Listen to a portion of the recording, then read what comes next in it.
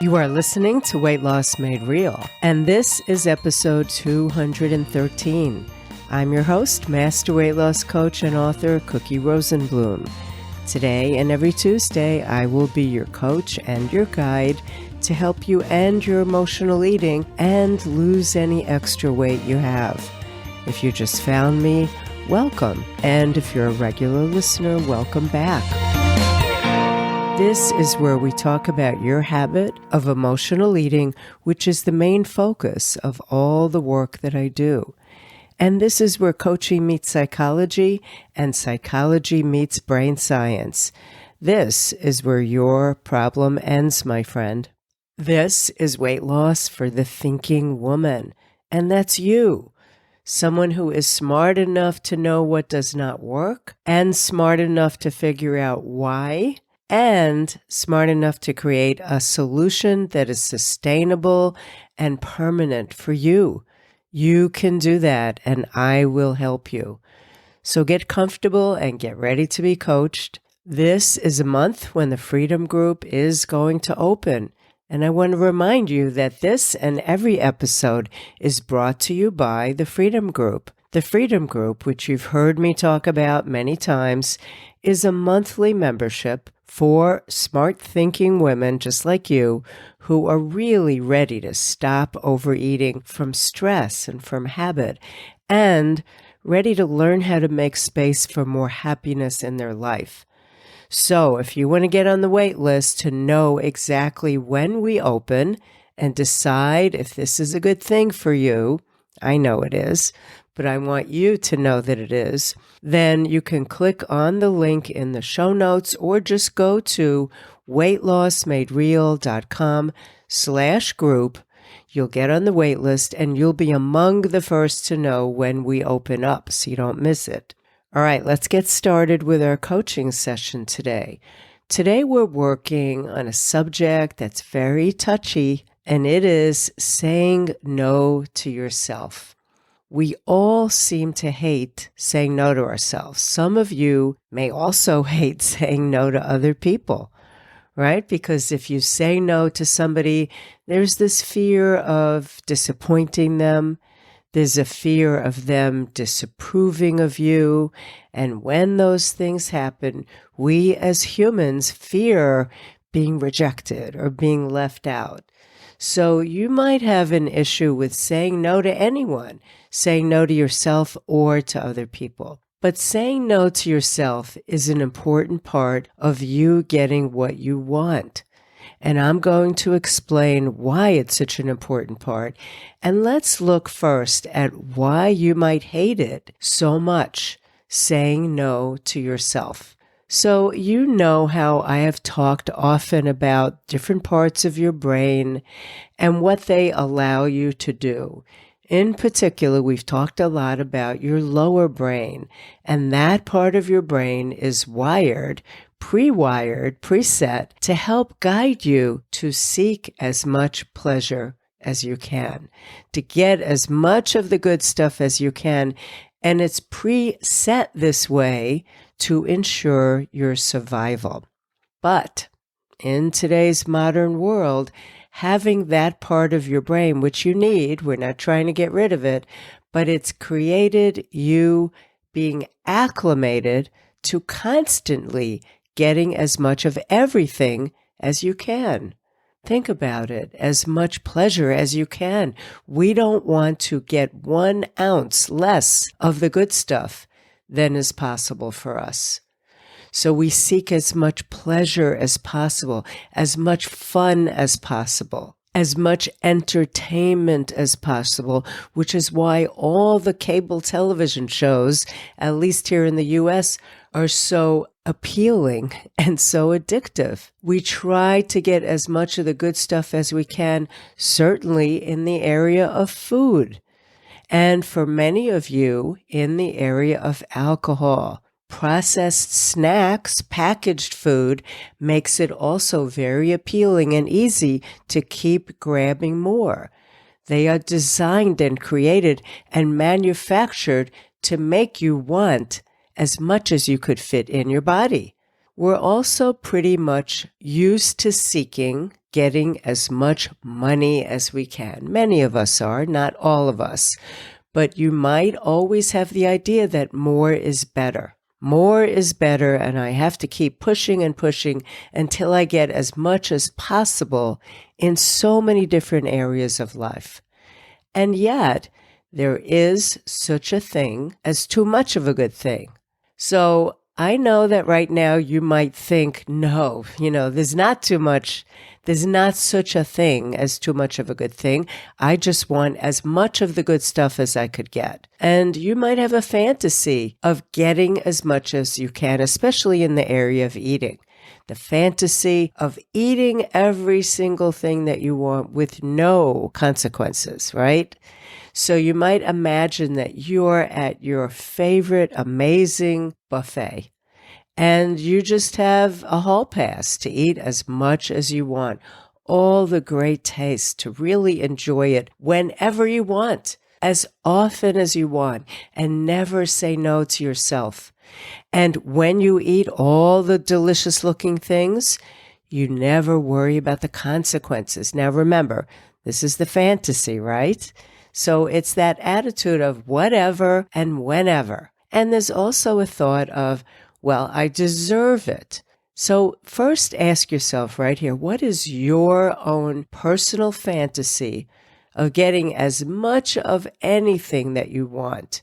And in real life, when you have the opportunity to have more and more and more, do you yourself ever pause and say, that's enough?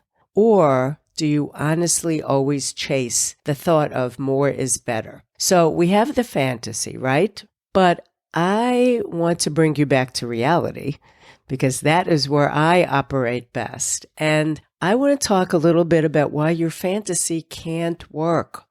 And it can't work because the law of nature is that every action has a reaction. Everything you do in your life leads to the results that you get.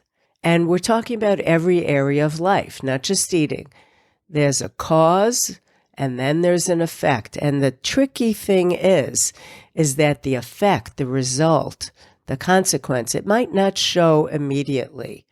That's where you might have 3 days of eating anything and everything as much as you want, and the scale stays the same. That might not happen for you, but it happens occasionally for some people, and that creates the thought of, ooh, I got away with it. But all that you do does definitely eventually add up to what you get. So right now, all that you've done in the past leads to all that you have in the present and all that you are. Everything in your life right now is a result of what the past you has done. Your weight is the result of what you've done, and your weight is the result, of course, of what you've eaten. And if we take it one step further, every single thing that you currently have in your world is a result of what came before. So although you may fantasize about never having to say no to yourself and say, that's enough, honey, there are some real reasons why you don't want unlimited everything, especially food. Why you really don't even want your fantasy, even though you right now may be shaking your head and saying, Cookie, I want that unlimited buffet with no consequences.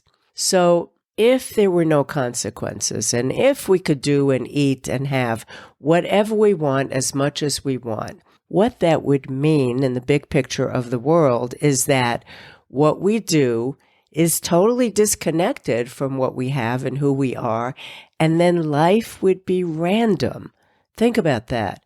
Because if there were no consequences, no results connected to you making choices, then you would have no effect, no influence in any area of your life, no control.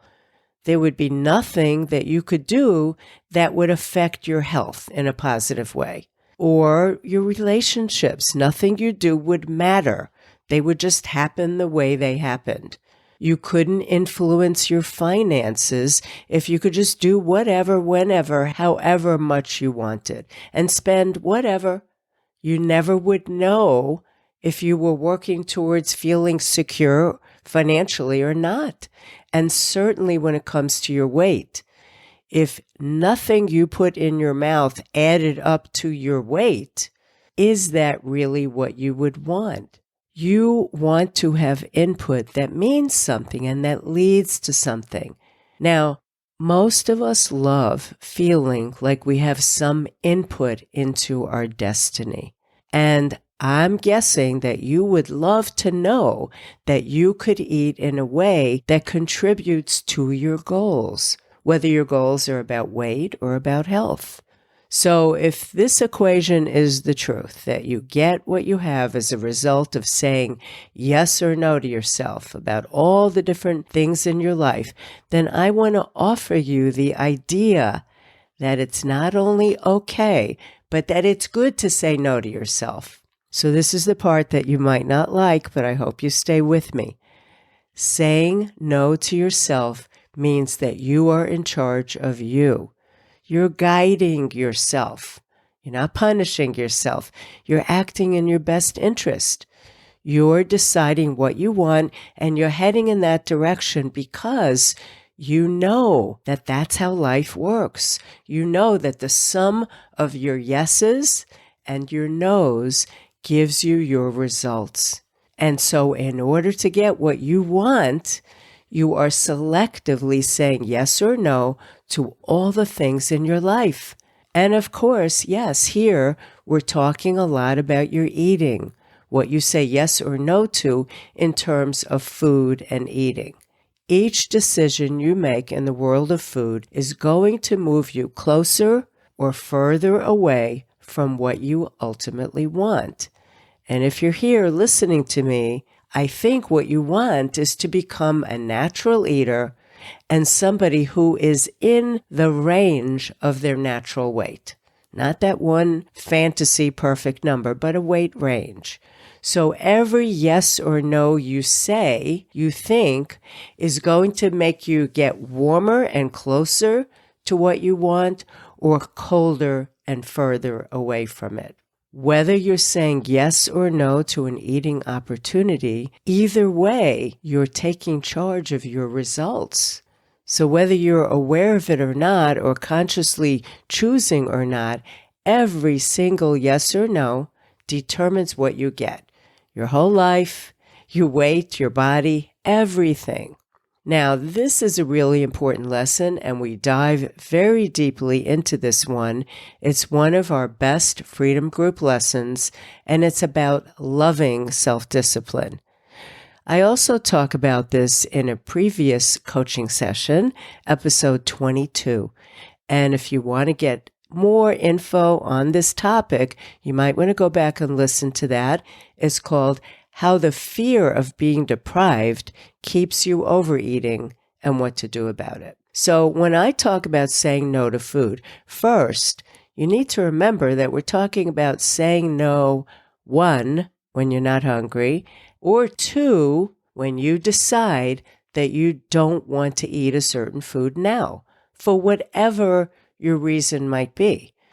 You decide what kinds of foods you eat and when, right? And what percentage of them might be more helpful foods and what percentage of them might be less helpful foods. So there will always be opportunities to eat, and for some of them, it will be in your favor. It will serve you to say, no, thank you.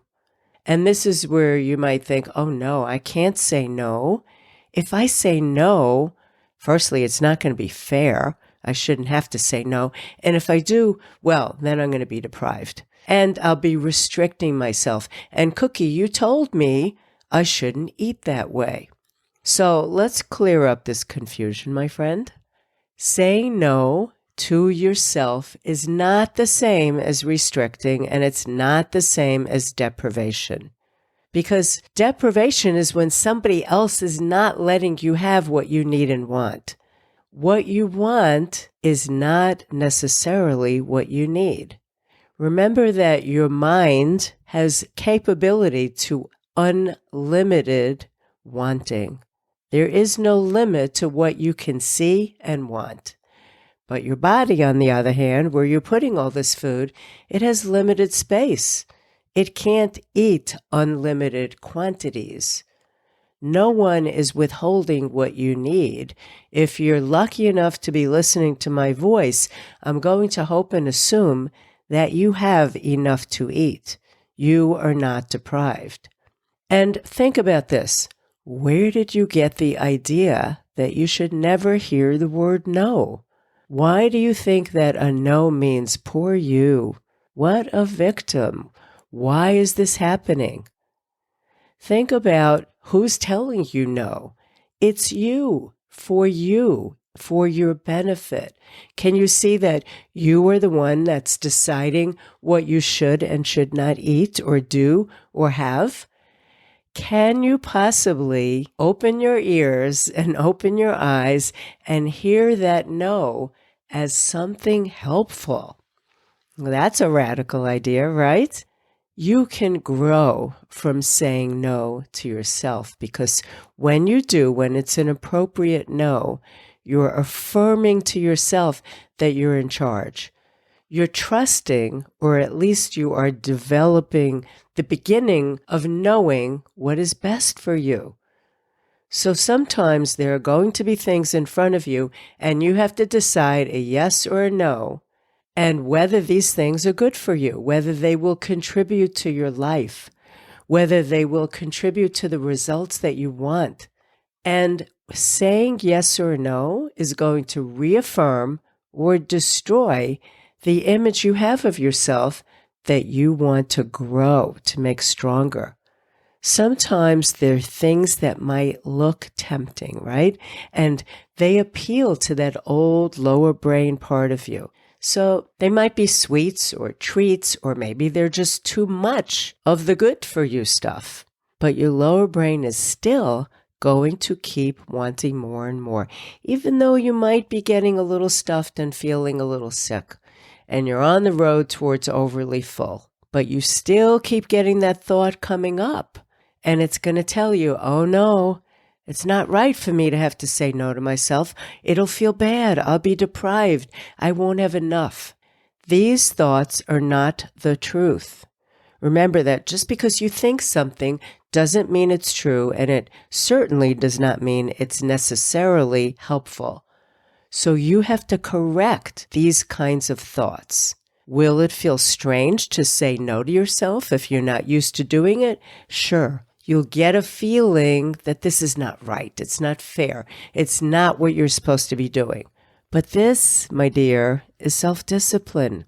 Self-discipline is sometimes saying no to yourself in order to lead you to what you really want in the big picture. And yes, saying yes in some of these situations is going to make you happy, but only in the moment and not in the big picture of what you really want. Being self-disciplined is not being strict with yourself for no good reason. Saying no should always have a meaningful reason for you. It's not simply being a rigid person or having an authoritarian style with yourself. It is not about always thinking in black and white, all or nothing. I can never have that, or I can always have that. There is a middle, and you have to find that middle and make smart decisions of when to say yes and when to say no. Now, here's a way that might help you look at saying no in a softer way. When you say no to something, it means that you're saying yes to something else. So what are some examples of this? Saying no to unplanned food because you're not hungry. And saying no when you're not hungry is leading you on the road to becoming a natural eater. Saying no to food that's offered to you because you just had a treat that you planned, and that treat food that's offered to you, it's just not your turn for it right now. And that no is leading you once again to somebody who takes really, really good care of herself. Saying no to lounging around all day instead of doing what you planned and what you committed to is leading you to being the kind of woman that will be proud of herself for getting those planned things done. Saying no to eating when you feel stressed because exploring your feelings and your thoughts about what's really going on is what's going to help you get through whatever it is that's going on, not the snack, not the food. Just like saying no to blowing off you taking a walk because your bed and Netflix is calling your name. Saying no to blowing off the walk is what will lead you to becoming someone who does the right thing for herself, even when something is tempting. So here's what I want you to think about and focus on this week.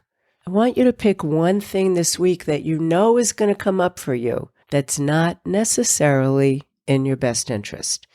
And know that although that thing might be tempting, you know that it serves you better to say no to it. It might be eating, it might be going somewhere, it might be doing or not doing something, moving your body or not, planning your food or not. You know what I'm talking about. And when that thing comes up, I want you to say no and see what your mind serves you. And if you get that lower brain thought of, this is not fair, I'm so deprived, then I want you to smile to yourself and think, I'm in charge here, and I am not deprived. Okay, my friend, I mentioned already that this is a month that the Freedom Group will open for enrolling new members. And if you're interested in taking what you're learning from this podcast and taking it to a deeper, more personal level and get coached by me and my team, then I want you to sign up for the wait list, check out the show notes, and we will let you know when we're ready for you. weightlossmadereal.com/group. I hope to see you back here again next week, where we will continue to work on that emotional eating and all those overeating habits step by step until they become something that you used to do in the past. Wouldn't that be amazing? That is your ultimate goal, and I know it and you know it. So for now, this is your Coach Cookie reminding you that as you search for answers, keep it real, just like you. And I'll see you next week. Hang on, my friend. Before you go, I have something coming up for you, and I want to make sure that I tell you about it. In the next couple of weeks, I'm opening up a free 5-day challenge for you. And you can sign up for it right now and reserve your spot. In it, what I'm going to teach you is how to stop overeating at the end of your day. So tell me if this sounds familiar. At the end of a stressful day, it's you and the television and a treat. You know you're not hungry, but you eat anyway. And you feel better for a while, but you absolutely hate yourself in the morning after that escape with the food. The stress is still there and the habit is still there. And yes, you're on your way to more extra weight, which is definitely not what you want. But the good news is that you can change. And that is what I will teach you in this quick little challenge, just a few days, that will teach you how to drop the habit of eating at the end of the day when you're not hungry. If overeating at the end of your day is something that you do, maybe it's when you get home, or maybe it's after dinner, or maybe it's right up until bedtime when you get cozy on the couch with the chips or the cookies or the ice cream, then this challenge will help you. This is a chance to just reboot your brain, to end that long-standing habit of overeating at the end of your day and begin to be free from the habit. So you don't need willpower, no more promises that you're going to break, but you're going to learn to deal with this habit in a totally different way. I would love to see you in the challenge with me. Every day, I'm going to give you a new thought to work on and a new, quick, tiny little assignment because I know you're busy. So check the show notes for the link to sign up, and I will send you a workbook and reminders and tell you how to get in. Or you can just go to realweightlossrealwomen.com/challenge. realweightlossrealwomen.com/challenge. I'd love to see you in there. And I will be back next week where we will continue to work on your emotional eating and that habitual overeating step by step until they both become something that you used to do. I know that's your goal. So see you back here next week and see you very soon in that challenge. Stop overeating at the end of your day. Okay, my friend, take care.